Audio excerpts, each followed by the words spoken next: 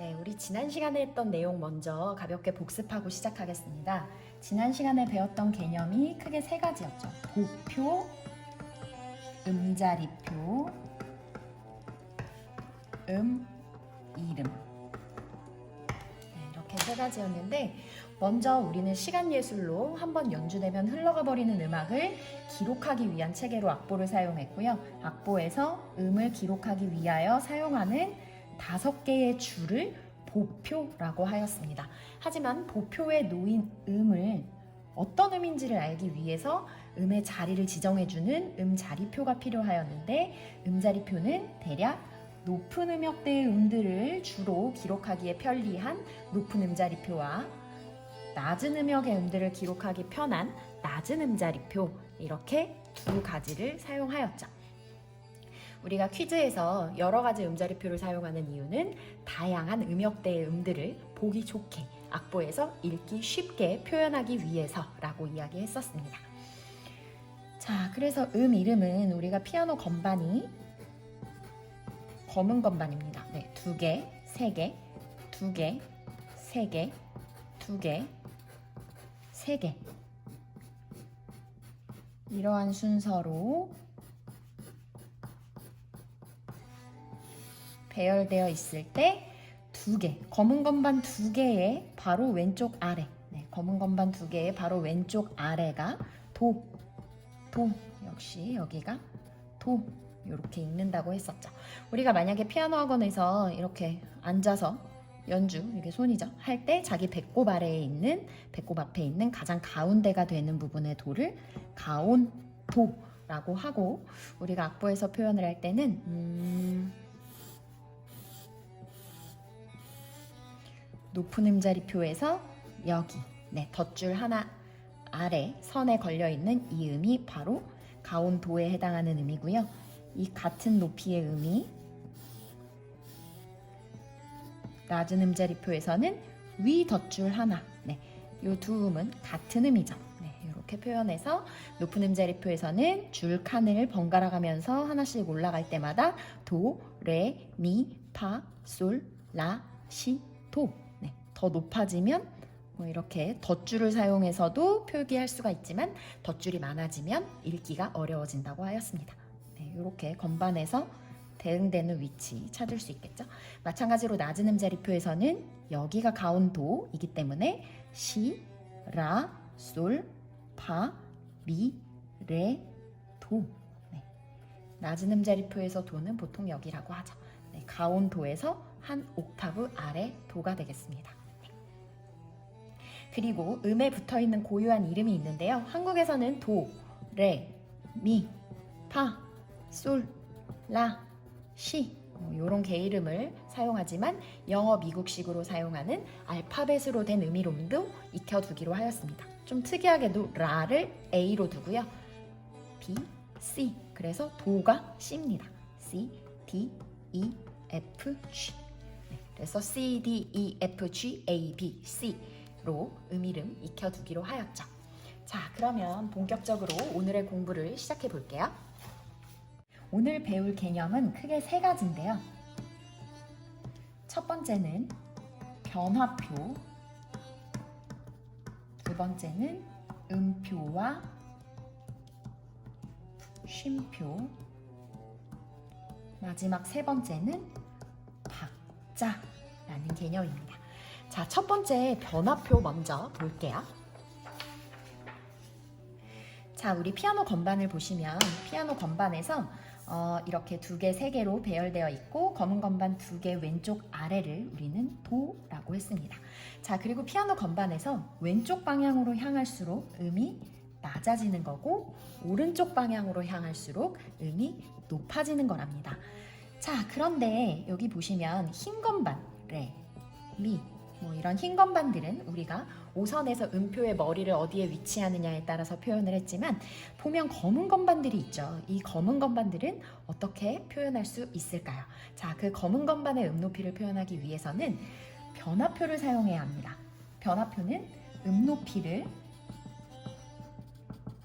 변화시키는 표입니다. 크게 2가지가 있습니다. 바로 샵과 플랫인데요. 샵, 플랫. 자, 모두 적고 계시죠? 자, 샵은 음의 높이를 반음 올리는 기능을 하는 표, 플랫은 음의 높이를 반음 낮추는 기능을 하는 기호입니다. 자, 우리 여기 이 도를 보실게요. 이 음을 우리가 가온도음으로 하겠습니다. 이 음을 우리가 오선에서 높은 음자리표를 사용하여 표기할 때 우리는 이렇게 표기를 했었죠. 네, 도죠. 자, 그러면 그 옆에 있는 레는 이렇게 표현했었습니다. 자, 그런데 도와 레 사이에 있는 이 검은 건반을 볼게요. 자, 이 검은 건반은 어떻게 표현할 수가 있을까요?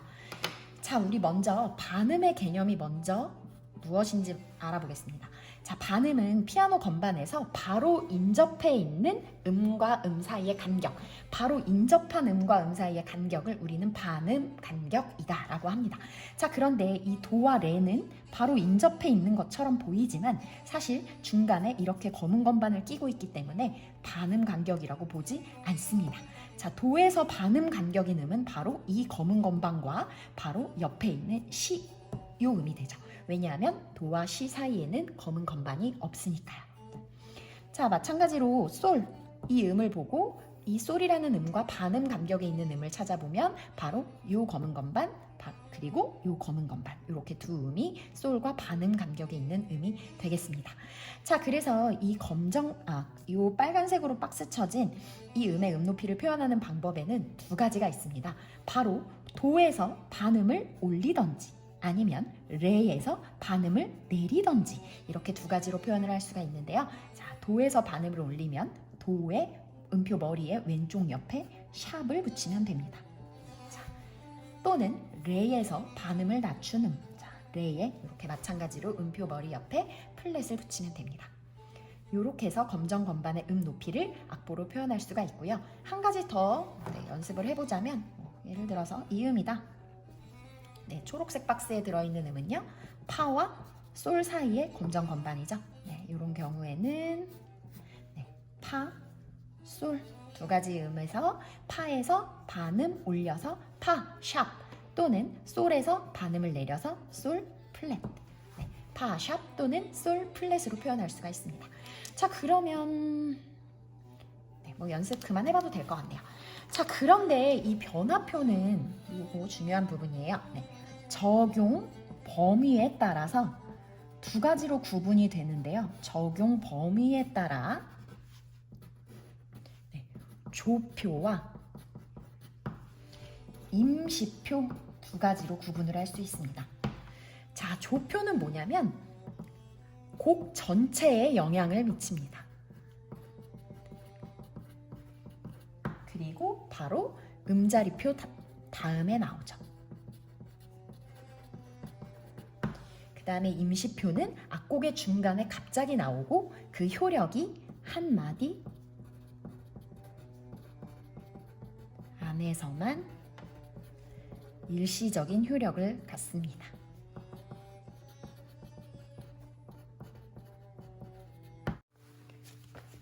조표와 임시표의 예를 악보에서 찾아보자면 이렇습니다. 이렇게 박자표 바로 앞에 음자리표와 박자표 사이에 등장하는 것이 변화표가 조표로서 사용된 경우입니다. 이런 경우에는 여기 지금 파에 샵이 하나 붙어 있는데요. 이 곡에 나오는 모든 파는 다 반음 올려서 파 샵으로 연주하라는 뜻입니다. 자, 여기 높은 파에 지금 붙어 있지만 음 높이와 상관없이 음 이름만 같으면 여기 있는 파도 역시 파 샵으로, 뒤쪽에서도 파가 나오겠죠? 네, 여기도 파가 있네요.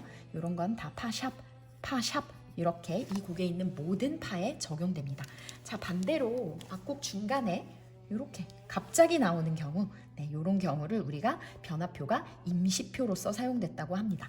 이런 경우에는 이 도에 붙어있는 샵의 효력은 요 한 마디, 자, 음악에서 요 칸과 칸 세로 줄로 나누어진 사이에 한 칸 공간을 우리는 마디라고 하는데요.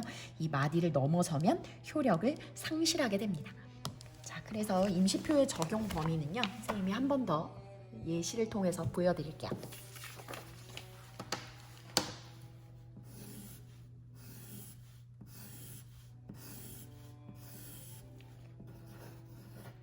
자, 예를 들어서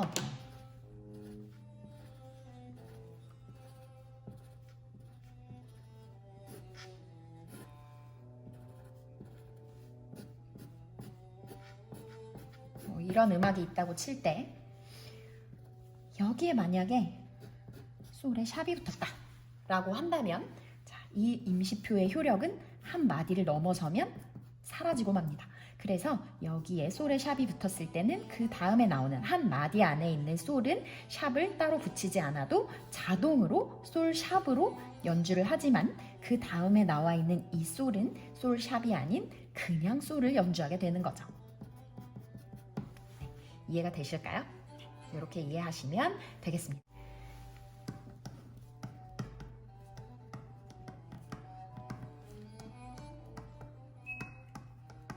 자, 그러면 오늘의 두 번째 주제, 음표와 쉼표에 대해서 공부해 볼 텐데요.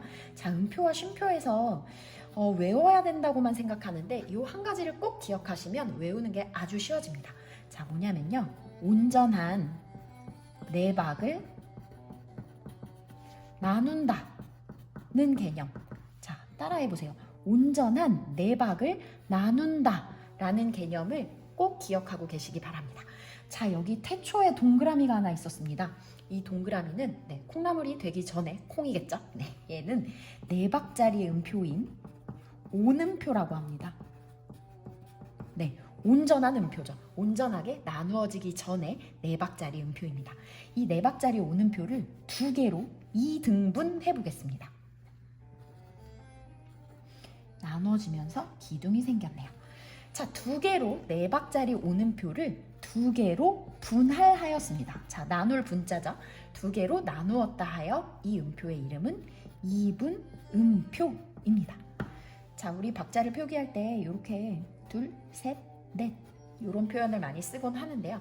자, 온전한 네 박자리 하나, 둘, 셋, 네 박자리 음표를 두 개로 분할하였습니다. 자, 그러면 이분음표 하나의 길이는 당연히 두 박이 되겠죠. 두 박, 하나에 두 박씩. 자, 그러면 이 이분음표가 또 두 개로 쪼개어져 보겠습니다. 그러면 이제 머리가 까맣게 변했네요.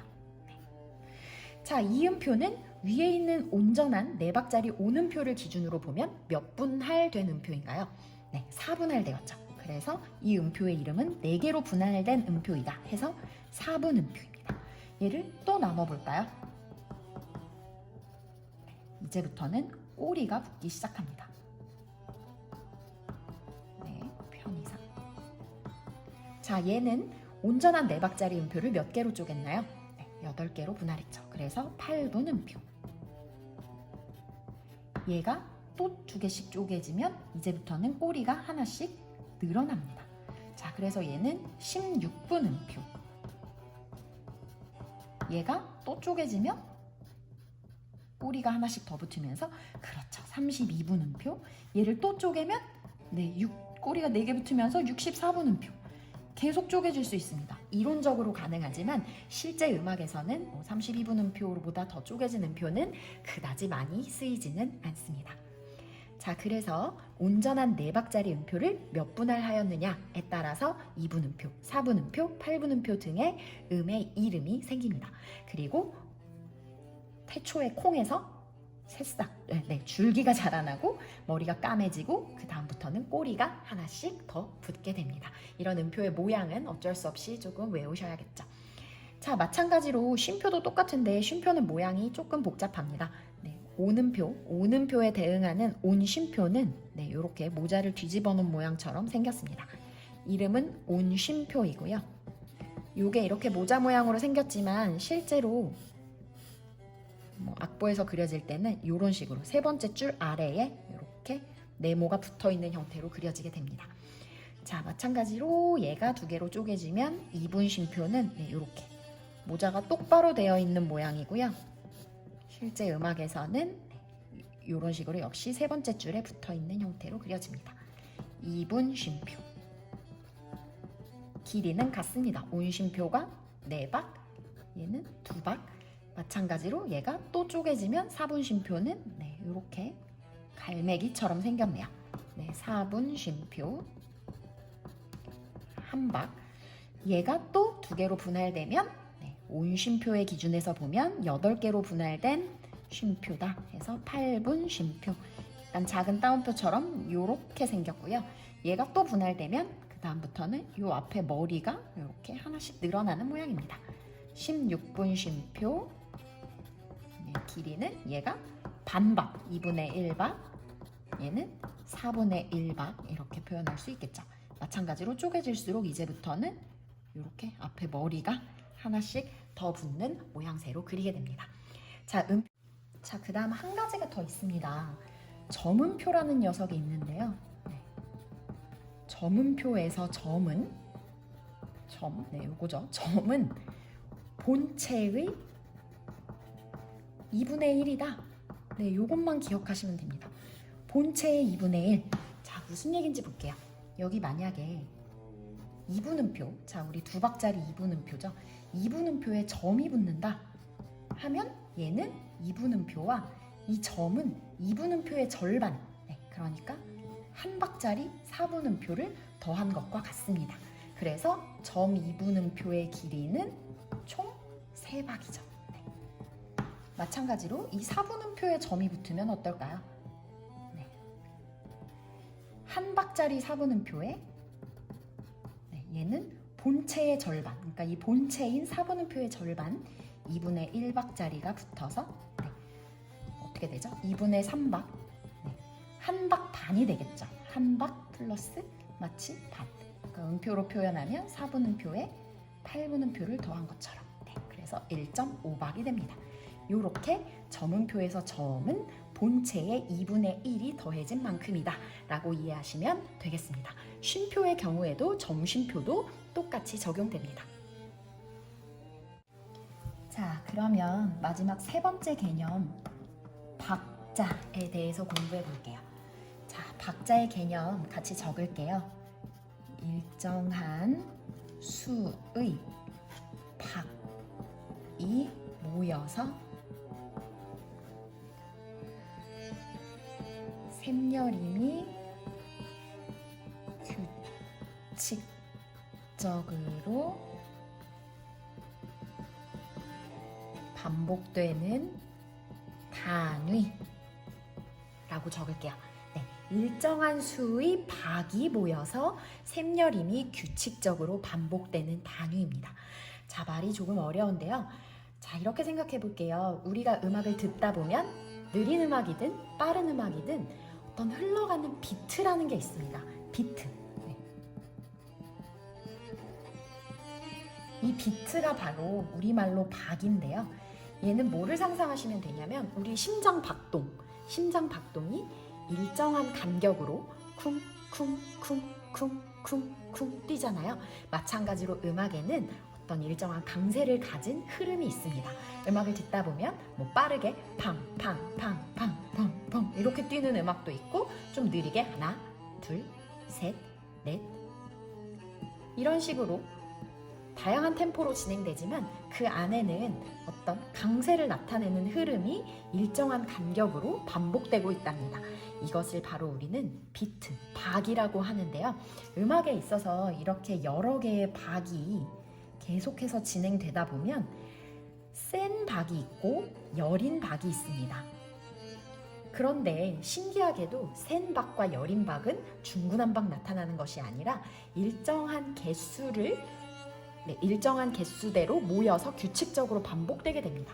예를 들면 센 거 하나에 여린 거 3개, 센 거 하나에 여린 거 3개, 센 거 하나에 여린 거 3개 이런 식으로 강약약약 강약약약 강약약약 이렇게 반복되기도 하고 강약약 강약약 강약약 강약약 이런 식으로 반복되기도 하고 강약 쿵짝 쿵짜작 쿵짝 이게 아닌데 이런 식으로 2개를 단위로 하여 반복되기도 합니다. 자, 이런 식으로 일정한 수의 4개, 3개, 2개 등의 일정한 수의 박들이 모여서 샘여림이 규칙적으로 반복되는 이 단위를 우리는 박자라고 하고요. 이 박자를 나타내는 표를 박자 표라고 합니다.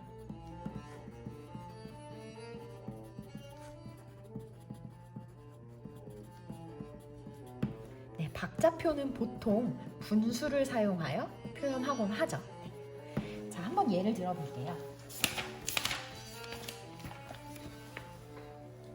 자, 보통 악보를 보면 이렇게 음자리표 바로 다음에 조표가 나오고 그 조표 다음에 이런 식으로 분수의 형태로 숫자로 표기된 박자표가 나옵니다. 뭐 이렇게 이렇게 다양한 박자가 나오죠. 자, 이 박자가 뭘 의미하는 건지 지금부터 알려드릴게요.